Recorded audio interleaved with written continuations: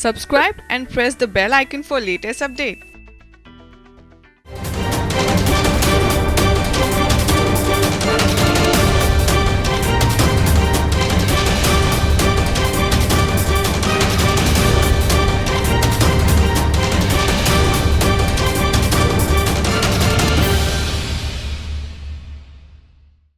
नमस्कार, मैं हूं राहुल शर्मा। आप देख रहे हैं SPN 9 न्यूज।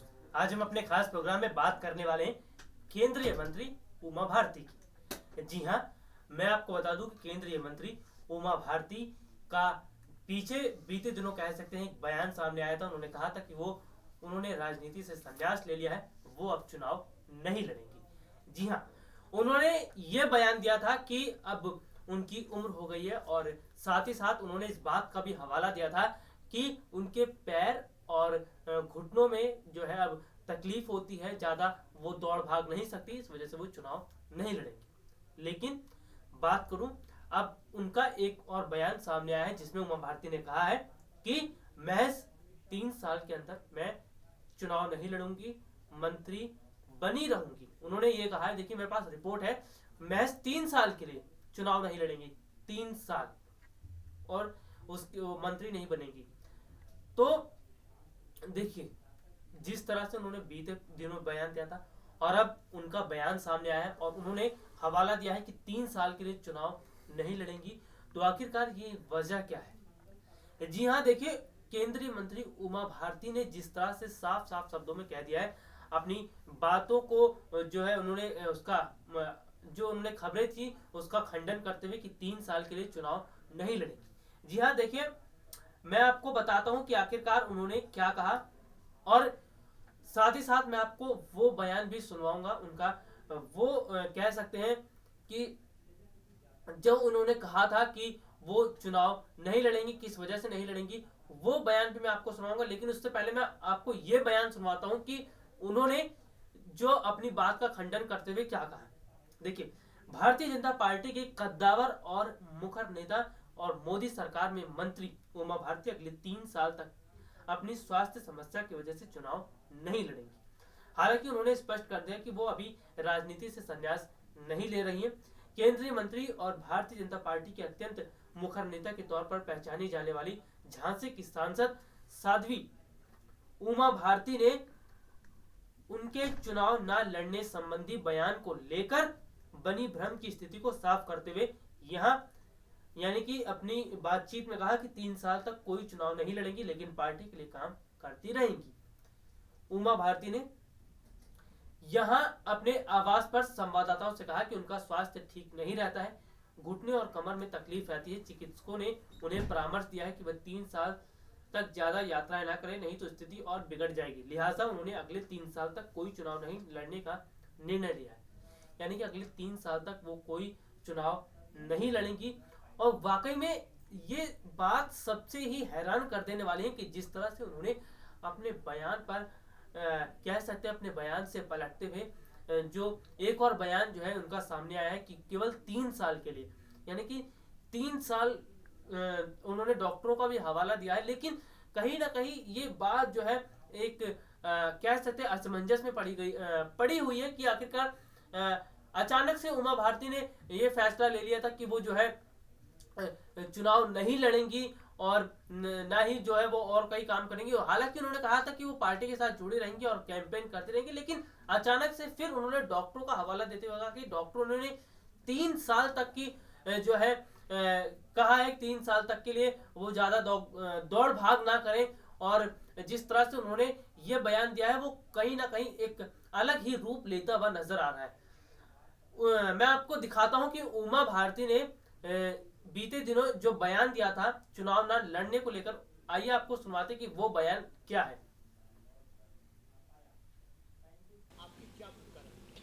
मैं तो कैंपेनर की भूमिका में रहती हूँ। अगर मेरी तबीयत ठीक रही तो जम के कैंपेन करूंगी। तबीयत जिस प्रकार की होती जा रही है आपको पता ही, मैं एम्स में 2-3 दिन रही हूँ और कोई सीरियस प्रॉब्लम नहीं है। प्रॉब्लम यह है कि 8 साल की उम्र से काम करने लगी बहुत, और आज 58 साल की हूँ, लेकिन मेहनत इतनी हो गई जो 100 साल का आदमी करता होगा। और मैं सबसे कठिन समय में आई बीजेपी में, 84 में, जब बीजेपी के 2 सांसद थे तब मैं बीजेपी में आई हूँ। तो जो सबसे कठिन मेहनत वाला दौर था, मैं उस समय पे आ गई। और उसके पहले भी मैं मेहनत कर चुकी थी, पूरी दुनिया में धर्म प्रचार कर चुकी थी। तब तो सुना आपने कि उमा भारती ने साफ साफ शब्दों में क्या कहा। चलिए अब रिपोर्ट्स की तरफ रुक कर लेते हैं। देखिए, उन्होंने कहा कि पिछले दिनों जो बात हुई, उन्होंने कही थी, उसे आधा अधूरा बताया गया। वर्ष 2019 का लोकसभा और आगामी 3 साल तक कोई भी चुनाव नहीं लड़ेंगी, उसके बाद का चुनाव लड़ेंगी। इस अवधि में पार्टी के लिए काम करती रहेंगी। जिन राज्यों में चुनाव प्रचार में उनकी जरूरत होगी वहां जाएंगी। भारती ने आगे कहा कि उन्होंने अपनी बात से पार्टी अध्यक्ष अमित शाह को अवगत करा दिया। शाह ने कहा कि अब वह मंत्री का अपना दायित्व निभाए। वह 75 वर्ष की उम्र तक राजनीति में सक्रिय रह सकती हैं। अभी तक 54 वर्ष की हैं। 3 साल बाद उनके लिए राजनीति के 15 साल रहेंगे।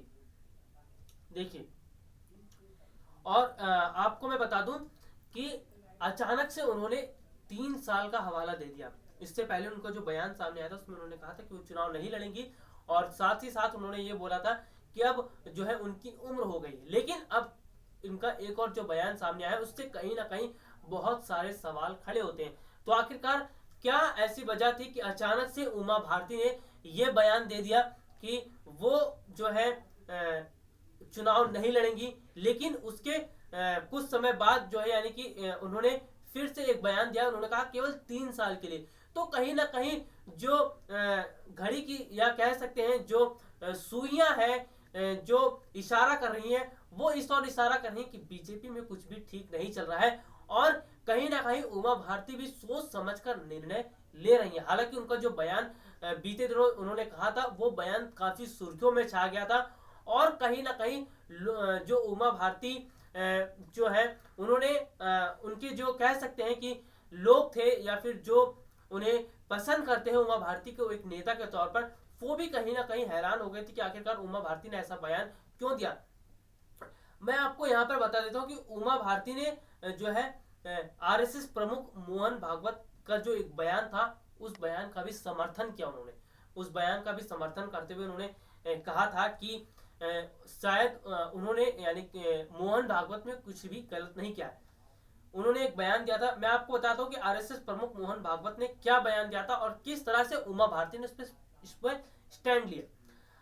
आरएसएस प्रमुख मोहन भागवत ने बिहार के मुजफ्फरनगर में स्वयं सेवकों को संबोधित करते हुए कहा था कि सेना को सैन्य कर्मियों को तैयार करने में 6 से 7 महीने लग जाएंगे, लेकिन संघ के स्वयं सेवकों को लेकर यह 3 दिन में तैयार हो जाएंगी। यह हमारी क्षमता है, पर हम सैन्य संगठन नहीं है, पारिवारिक संगठन है। संघ में मिलिट्री जैसा अनुशासन है। अगर कहीं देश की जरूरत हो और संविधान इजाजत दे तो स्वयं सेवक मोर्चा संभाल लेगा। संघ प्रमुख के इस बयान पर बवाल मचा, सियासत तेज हुई, आरोप प्रत्यारोप भी लगे। लेकिन सवाल है कि आखिरकार संघ प्रमुख मोहन भागवत ने ऐसा बयान क्यों दिया था? उनके बयान का क्या मतलब था? आखिर संघ प्रमुख का क्या संदेश जो है वो देना चाहते थे? ये वो चंद सवाल थे जिनको लेकर अभी भी जो है चर्चा बनी हुई है और बहस तेज हो गई है। यह चर्चा आम लोगों के बीच भी है और सत्ता के गलियारों में भी। सत्ता की गलियारों की चर्चा तो सियासी मकर जाल में उलझ कर रह गई है। लेकिन संघ प्रमुख मोहन भागवत के बयान को अगर समझने की कोशिश करते हैं तो उन्होंने कहा था कि कश्मीर और पाकिस्तान की लगी सीमा पर एलओसी पर हालत से भारतीय सेना लगातार लोहा ले रही है। ऑपरेशन ऑल आउट चलाकर कश्मीर में छिपे पाकिस्तान जो पोषित आतंकवादियों का सफाया भी किया जा रहा है। तो दूसरी तरफ पाकिस्तान के साथ सीमा पर एलओसी पर भी मुंहतोड़ जवाब दिया जा रहा है। लेकिन इस कार्रवाई में भारतीय सैनिक भी शहीद हो रहे हैं। देश के भीतर राष्ट्रवाद की भावना का अलग जगाने की कोशिश में लगे संघ को लगता है कि इस वक्त सेना के मनोबल को बढ़ाने की जरूरत है। ऐसे में मोहन भागवत का बयान तो इसी संदर्भ में दिया गया बयान लगता है, तो ऐसा लगता है। और इस पर उमा भारती ने भी जो है स्टैंड लिया था।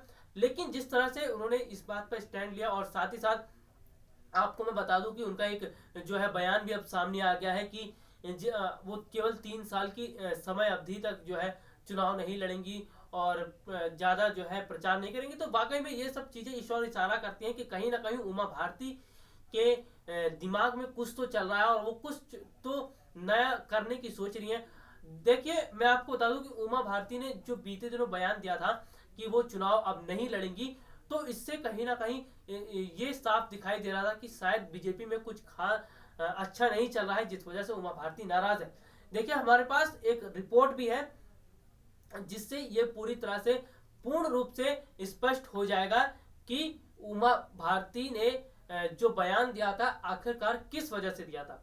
आइए आपको दिखाते हैं ये खास रिपोर्ट। मोदी मंत्रिमंडल की वरिष्ठ सदस्य और मध्य प्रदेश की पूर्व मुख्यमंत्री उमा भारती ने एक बयान देकर अपने ही साथियों को कटघरे में खड़ा कर दिया।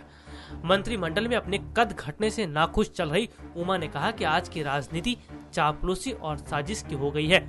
मुझे ना चापलूसी आती है और ना ही साजिश, इसलिए मैं खुद साजिश की शिकार हुई हूँ। उमा ने कुछ दिनों पहले अपने पुराने संसदीय क्षेत्र छतरपुर में थी। संन्यास दीक्षा के 25 साल पूरे होने के उपलक्ष्य में यहाँ एक समारोह आयोजित किया गया था। मोटे के महावीर मंदिर में आयोजित इस समारोह में महंत नृत्य गोपाल दास भी मौजूद थे। इस अवसर पर आयोजित भंडारे में उमा के समर्थक बड़ी संख्या में पहुंचे, लेकिन बीजेपी के नेता इससे दूर रहे। अपने समर्थकों के बीच उमा भारती ने खुद की तुलना मोगली से की। उन्होंने कहा कि जैसे मोगली इंसानों के बीच आकर कुछ नहीं समझ पाया, वैसे ही स्थिति मेरी मुख्यमंत्री बनने पर हुई। मैं धर्म अध्यात्म को जीने वाली थी, राजनीति की साजिशें और चापलूसी नहीं जानती थी। मैं अपने मोगलीपन में आ जाती थी, जिससे मेरा राजनीतिक जीवन प्रभावित हुआ।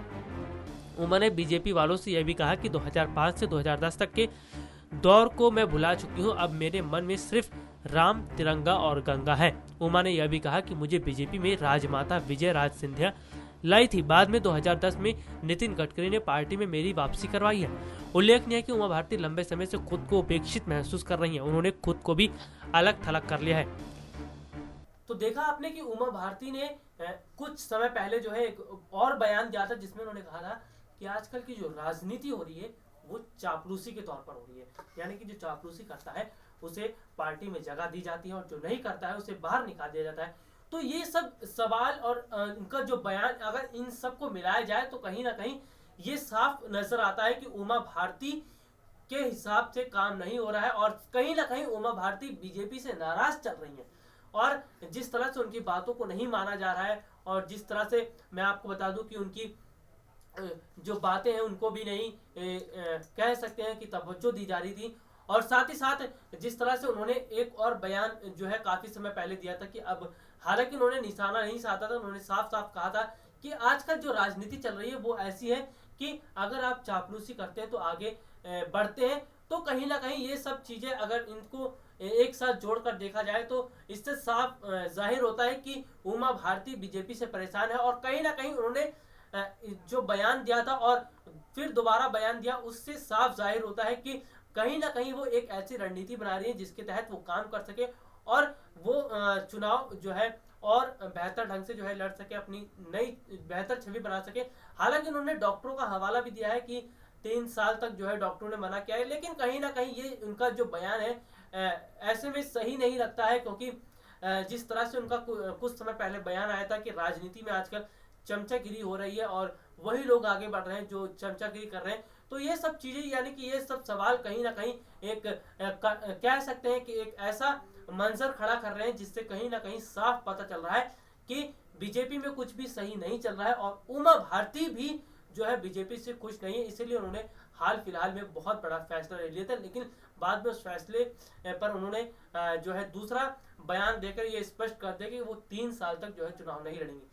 लेकिन बहरहाल आखिरकार उमा भारती के दिमाग में क्या चल रहा है और क्यों उमा भारती बीजेपी से खुश नहीं है? क्या वो पीएम मोदी के कामकाज से खुश नहीं है? क्या बीजेपी में ऐसा माहौल बना दिया गया है जिसमें वो सही ढंग से काम नहीं कर पा रही? जी हाँ, सवाल तो बहुत है, लेकिन उसका जवाब वक्त आने पर ही पता चल पाएगा।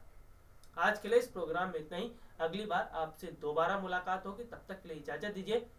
नमस्कार।